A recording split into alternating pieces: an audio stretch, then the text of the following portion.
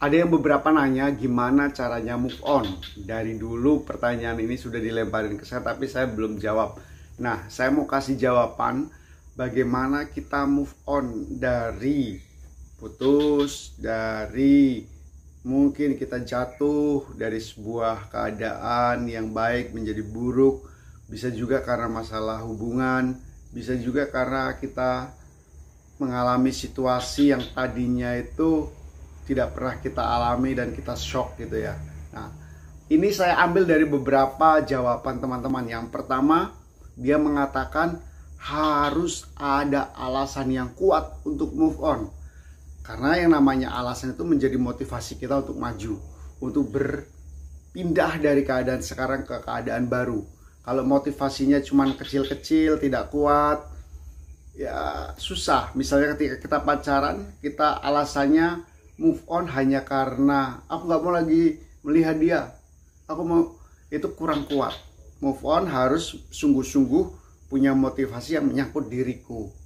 Aku ingin hidupku merdeka, aku ingin hidupku tidak lagi terbelenggu oleh masa lalu dan membangun hidup baru. Aku ingin keluargaku yang ke depan menjadi bla bla bla.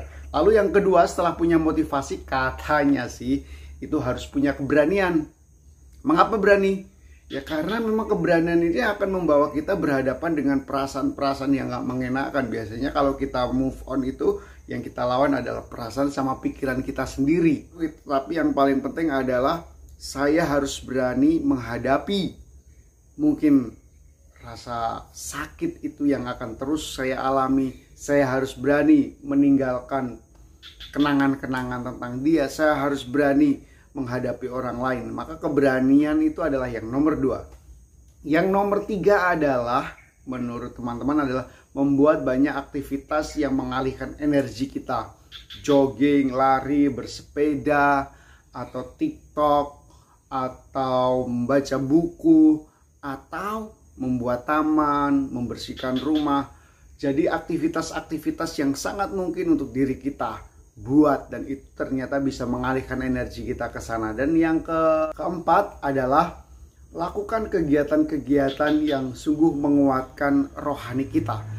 Karena yang namanya orang move on itu menyangkut spirit kita.